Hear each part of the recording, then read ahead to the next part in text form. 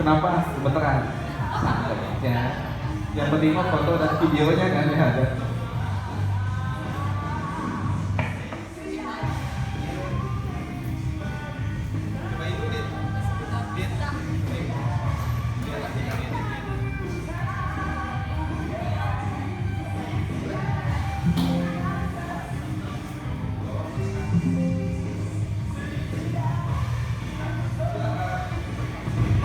Assalamualaikum warahmatullahi wabarakatuh.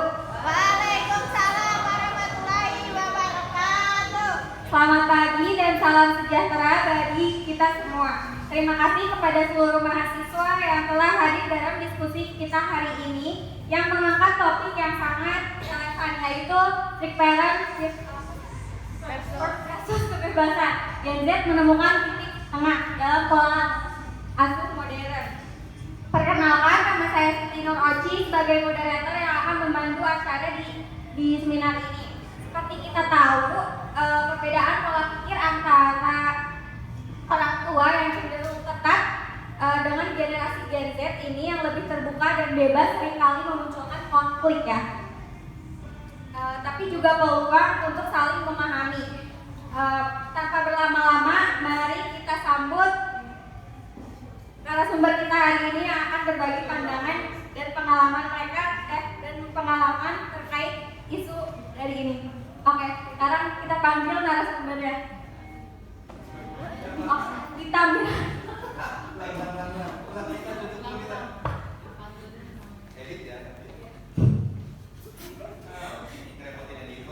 Tanpa berlama-lama, mari kita sambut narasumber kita yaitu Mbak Gita Mirana.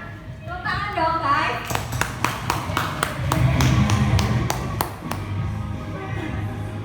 Assalamualaikum warahmatullahi wabarakatuh.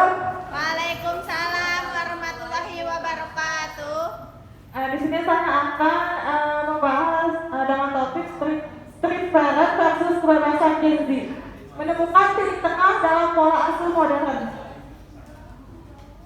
Ini berdasarkan generasi Z tumbuh dari yang sangat berbeda dengan orang tua mereka. Mereka menempatkan kebebasan berekspresi dan bereksplorasi identitas. Sementara orang tua sering mengutamakan disiplin dan aturan yang ketat demi kebaikan. Hal ini sering menimbulkan gesekan dan salah paham di dalam keluarga. Apa itu strict parent? Yang pertama itu pola asuh yang menekankan disiplin tinggi, aturan ketat, dan kontrol penuh atas anak. Terus harapan orang tua agar anak taat dan mengikuti nilai-nilai keluarga yang ketat. Terus biasanya kurang ruang untuk negosiasi atau ekspresi bebas dari anak.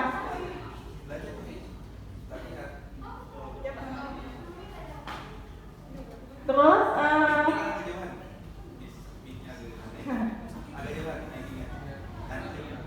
sini ada dampak.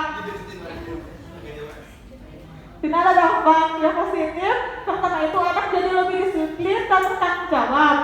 Yang selanjutnya menumbuhkan rasa hormat terhadap aturan dan otoritas. Yang negatifnya itu stres dan tekanan berlebih. Anak harus selalu memenuhi ekspektasi tanpa ruang untuk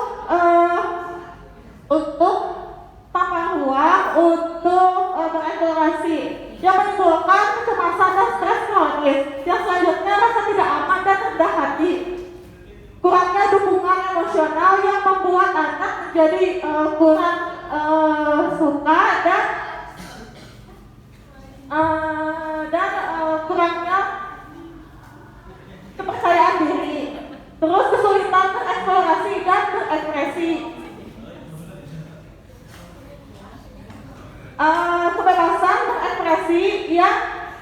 Kebebasan yang berekspresi yang dibatasi membuat anak menjadi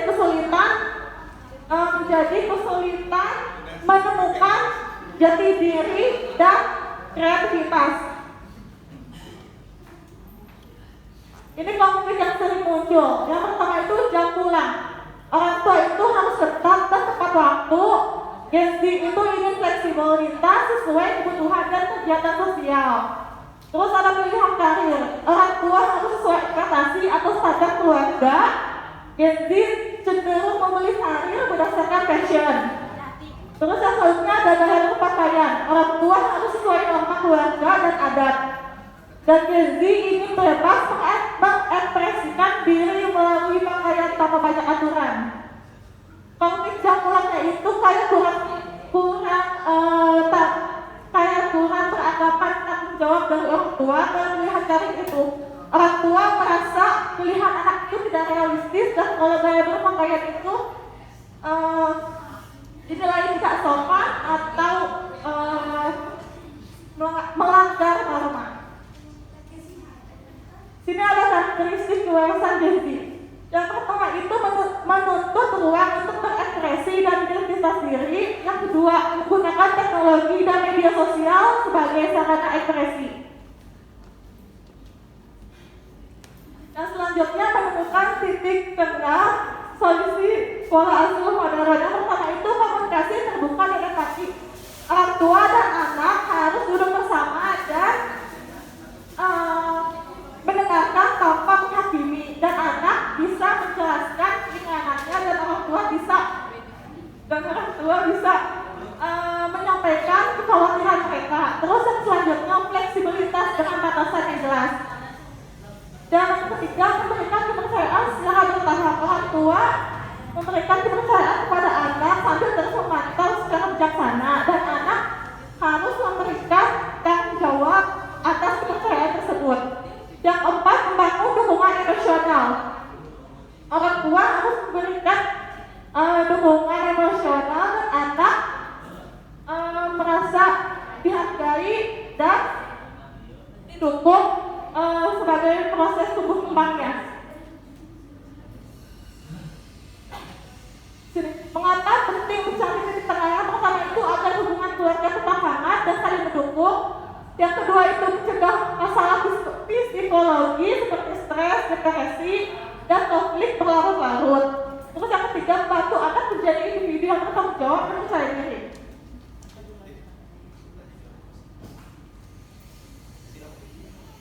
Sini kan kesimpulannya. Stres bukan berarti keras tanpa hati, dan kebebasan bukan berarti tanpa batas. Dengan saling pengertian dan komunikasi, kita bisa menemukan titik tengah yang membuat keluarga tetap kuat dan anak bisa dikembangkan kembali. Saya kembalikan kepada moderator.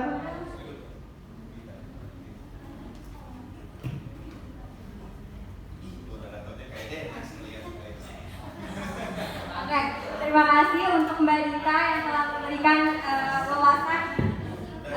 wawasan kita semua ya. Untuk acara selanjutnya paling di sesi tanya jawab, yang ingin bertanya boleh acungkan tangannya. Boleh, Mbak Dani nanya boleh.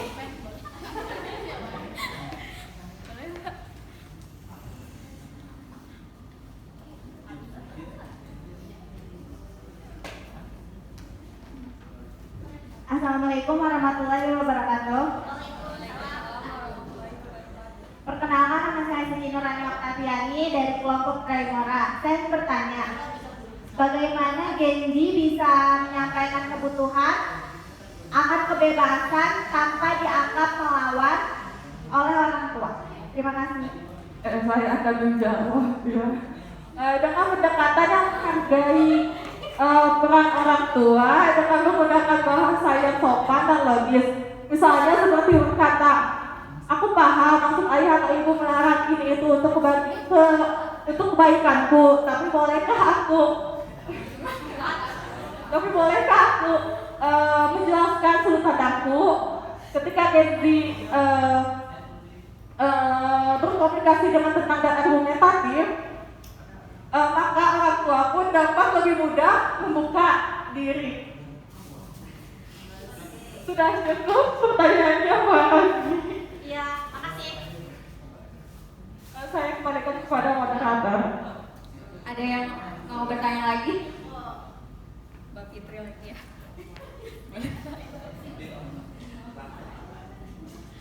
Assalamualaikum warahmatullahi wabarakatuh. Di sini saya ingin bertanya, apakah pola asuh yang terlalu ketat bisa membentuk anak menjadi disiplin atau justru malah sebaliknya kayak melawan kayak gitu? Ngebohong kayak gitu. Assalamualaikum warahmatullahi wabarakatuh. Oke. Bisa membentuk disiplin.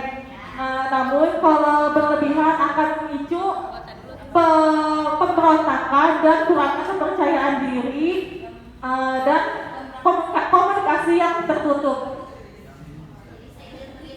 Ya. Oke, saya kembalikan kepada